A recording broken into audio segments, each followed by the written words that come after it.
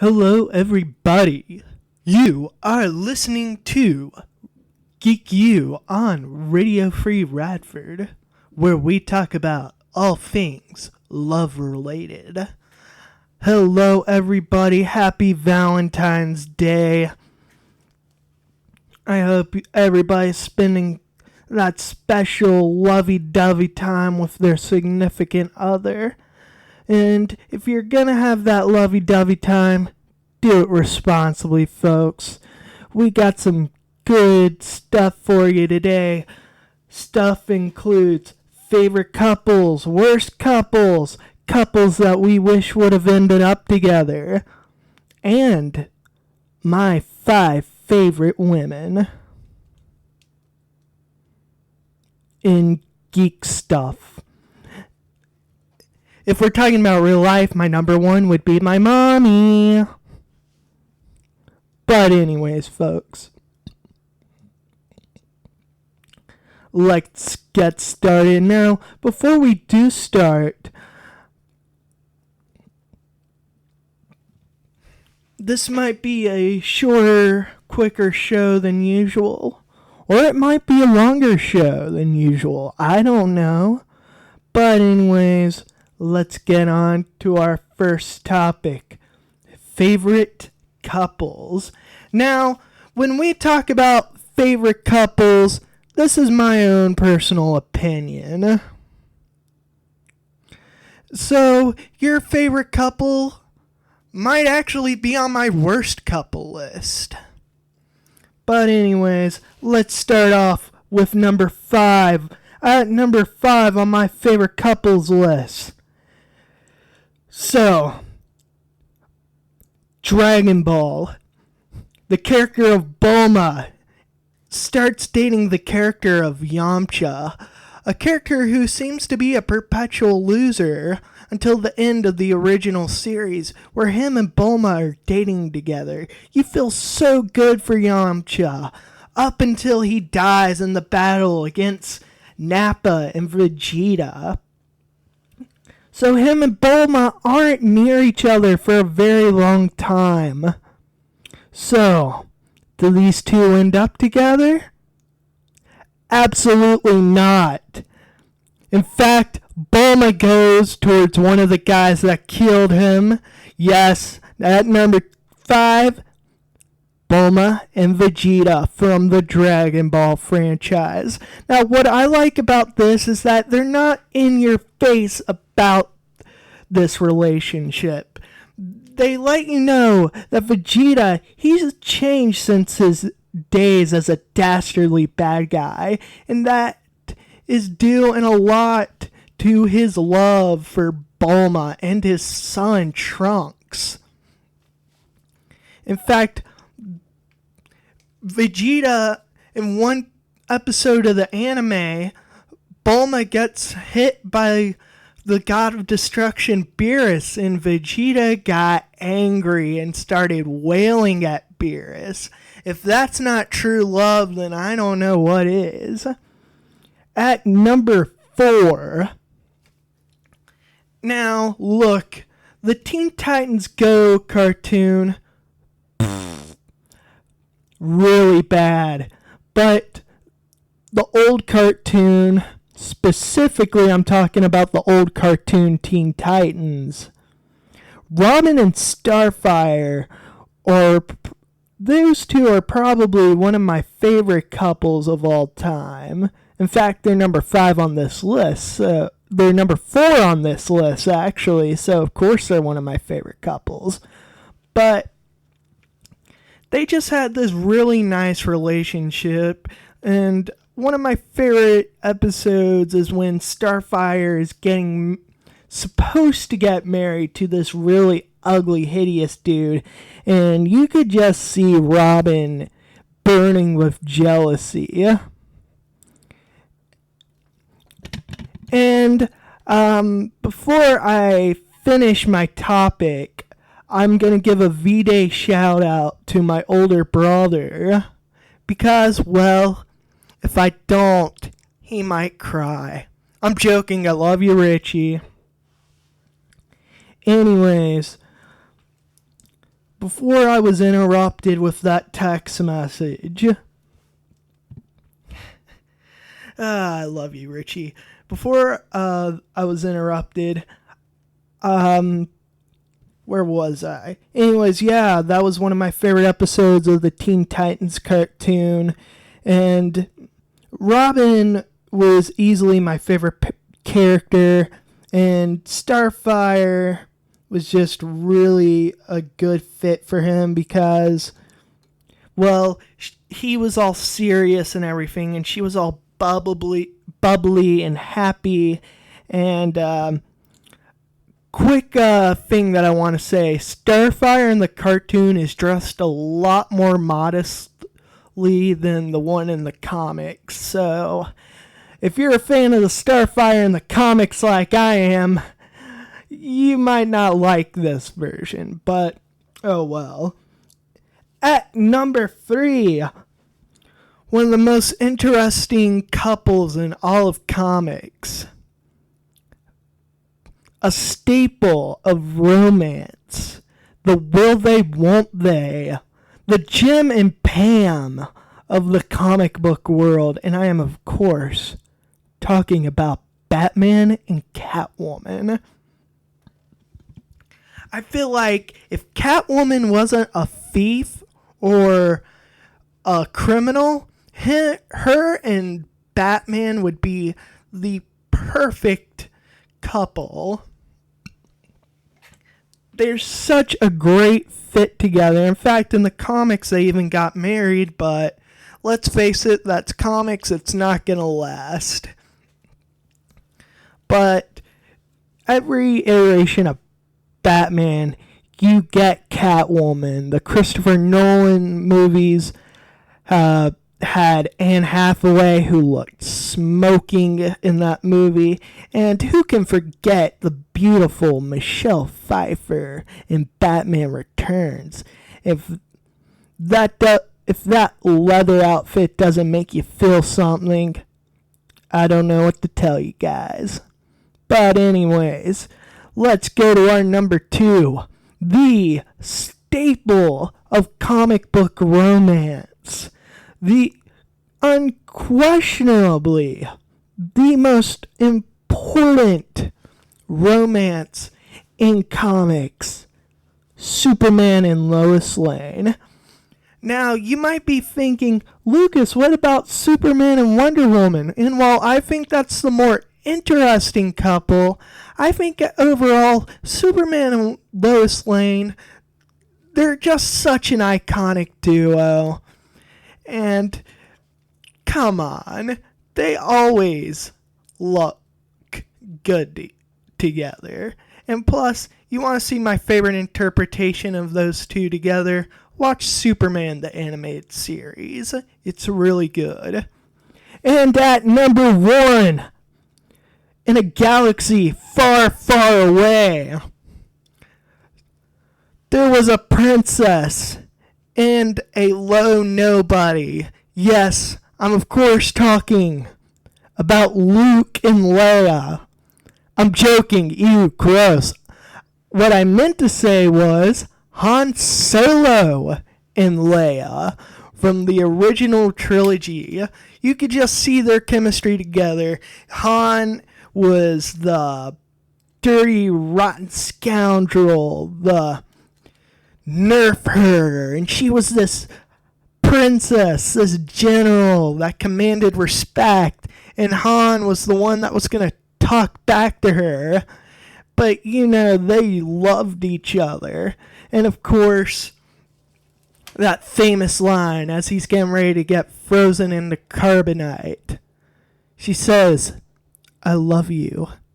And Han Solo looks at her and says, "I know." So romantic, so cool, and they are my favorite couple.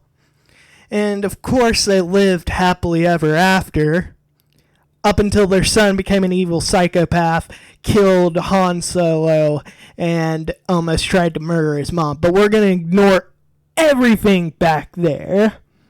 So anyways, on to our next list. The worst couples. Now, some of you might like these couples, but these are the couples that I just think send the wrong message and aren't right together. So, anyways, at number 5, Goku and Chi-Chi from the Dragon Ball franchise. Look, Goku is my favorite anime character. He's one of my favorite characters ever. He's been there for me since I was in kindergarten. But him and his wife are just not good together. Goku is really oblivious, and let's face it, Goku is, for the lack of a better word, unintelligent. Chi-Chi wants her sons to do nothing but study all the time, and Goku isn't a scholarly guy, and those two don't seem to have their priorities on the same level. Now, just because I don't think they're a great couple doesn't mean I think their marriage is bad. In fact, actually, they have a pretty good marriage. It's just that I wish sometimes they would be nicer to each other or more romantic. Anyways, at number 4, I know I'm going to get a lot of hate for this one. But you know what? I don't care. At number 4, Oliver Queen, aka the Green Arrow, and Felicity Smoke. Look, I know that there are a lot of Felicity fans for some reason out there, but Felicity after season 2, she's become nothing but manipulative and annoying towards Oliver Queen. Oliver Queen has been nothing but a good boyfriend and fiance and husband to her, but she irritates me, and Oliver could do so much better. In fact, we'll get with that on my next list, but Oliver is too good for her. In fact, one of the latest examples is in the crossover episode where he's asking her about marriage and she freaks out and just man, I really don't like Felicity. Anyways, at number 3, look, this isn't really a comic or sci-fi, but I know a lot of geeks that like this show. In fact, it's one of my favorite shows of all time. And Cartman and Heidi from South Park are one of the worst, most annoying, insufferable couples ever put to screen. In season 20, Cartman was just easily my least favorite character on the show. He was trying so hard to show that he thought women were great, and his relationship with Heidi in the season 21, they ended up breaking up in the second season, season 21, but they should have broke up a lot sooner. Cartman was abusive to her emotionally, and it just got on my nerves. Anyways, at number 2 and number 1, I could have switched, but at least with this one, there are some iterations of the couple where they are truly in love with each other.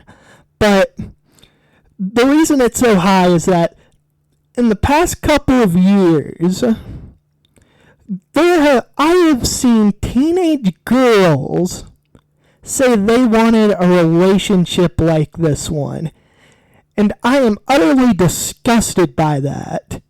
And that is Joker and Harley. Joker is manipulative and abuses Harley both verbally and physically. I know girls want a relationship where it's them against the world. And I guess that's what kind of turns them on to the Joker-Harley relationship or whatever. But this is a relationship that is not a good example. It's a guy who's physically abusive to his girlfriend, and she just has Stockholm Syndrome and keeps trying to make him love her and everything. And it's just disgusts me what this relationship has turned into for many girls across the country, and ever since the Suicide Squad movie, which butchered that relationship up. You want the real Harley Joker relationship, that's not it.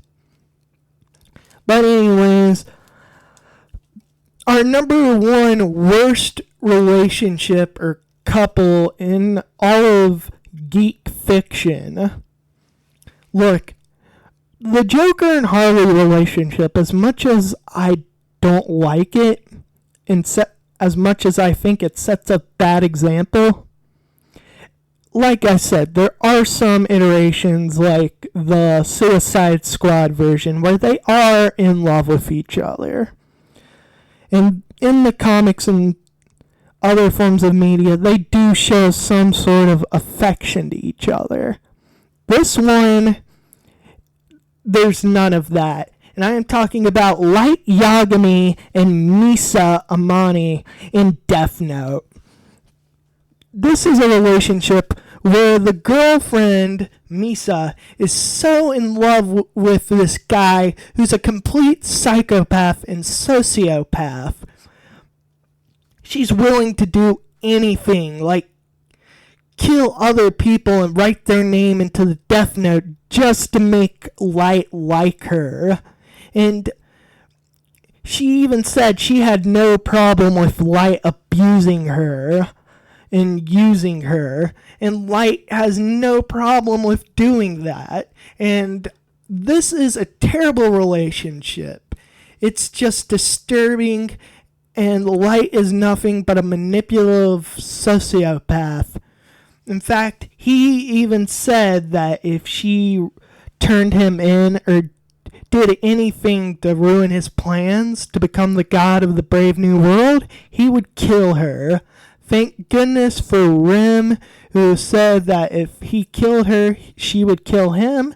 So, at least there's that. But yeah, there's nothing positive about this relationship at all. In fact, Light even tries to cheat on Misa.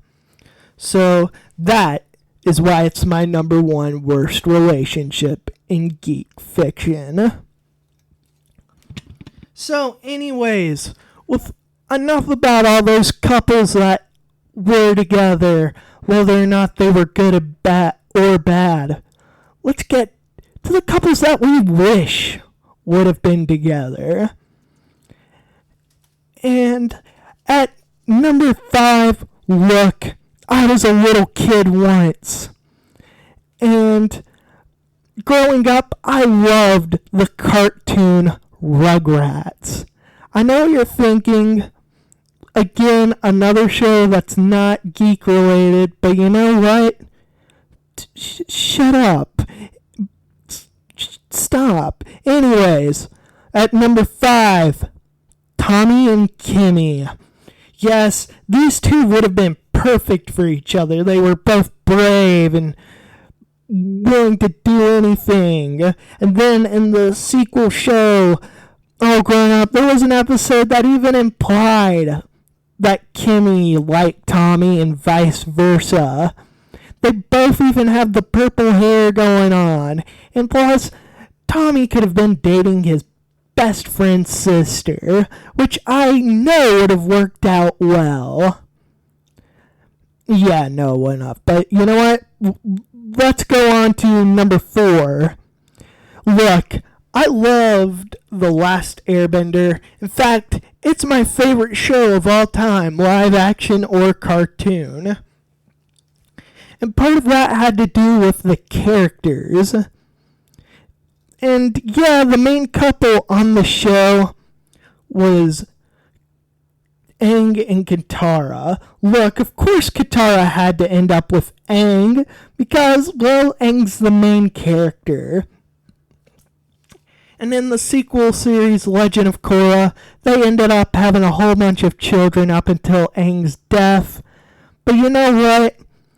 I felt like the more interesting pairing would have been Zuko and Katara.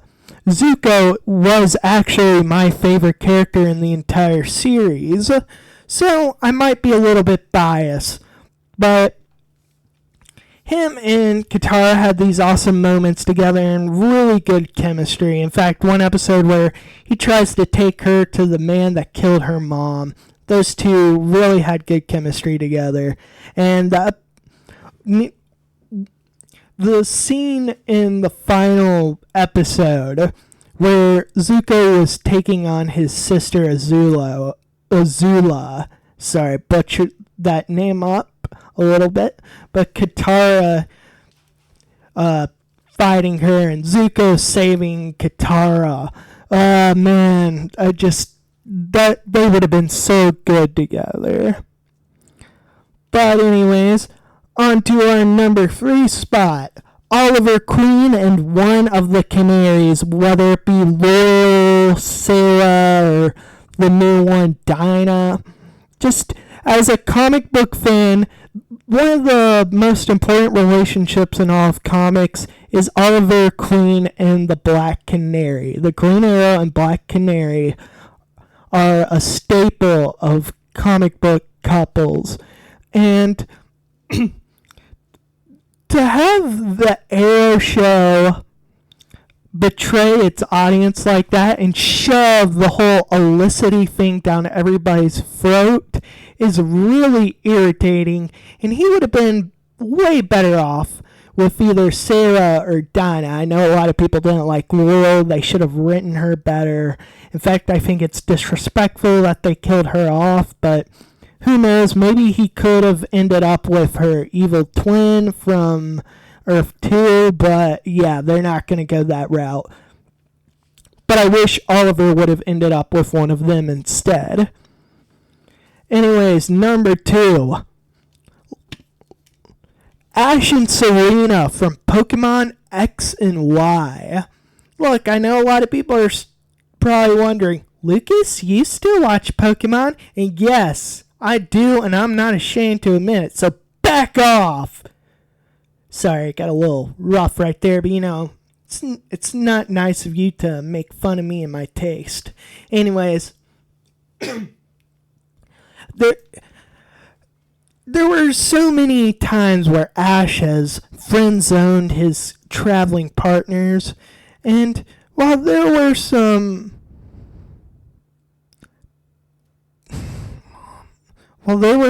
times where you thought he was going to end up with one of his partners, you were dead wrong. Don't do that to me. Anyways,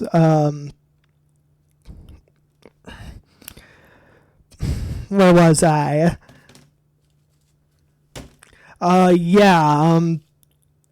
Serena obviously had a crush on Ash, and they would have made such a cute couple, but alas, you can't have a traveling companion appear in another series. And plus, Ash needs to move on and grow up, which he never will, but the writers want to trick you into thinking he will. So that's why we got these new characters in Sun and Moon. And at number 1, Captain America and Black Widow in the Marvel Cinematic Universe. If you've seen Captain America the Winter Soldier, Avengers Age of Ultron, and Captain America Civil War, you know why these guys need to be together. Or these two people need to be together. They have a lot of similarities where they've worked for the government and they're both really good at fighting and they both have their own beliefs. And I know a lot of people could say, well, Captain America and Black Widow are more like a teacher and protege kind of thing, but come on. Black Widow is beautiful and Captain America is, you know what, I'm secure. He's also a good looking man. And those two would have had beautiful, genetically altered babies together. And they would have been so patriotic. But anyways, alas, true love can never be sometimes. And for our last list today, I'm going to tell you the 5 actresses in all of geekdom that I'm in love with. At number 5, Rey from the new Star Wars trilogy. Look, she's a little too skinny, but she can kick a lot of butt. She's willing to do whatever it takes to help the galaxy. And plus, she's really skilled with a lightsaber and a bow staff, so I can only imagine what she can do with a partner. Anyways, on to number 4, Sarah Lance from the Legends of Tomorrow.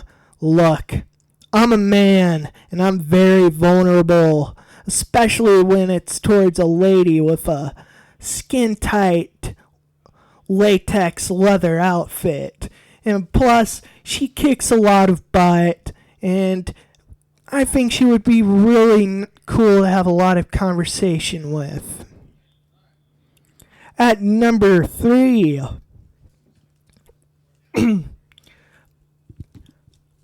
Gamora from the Guardians of the Galaxy.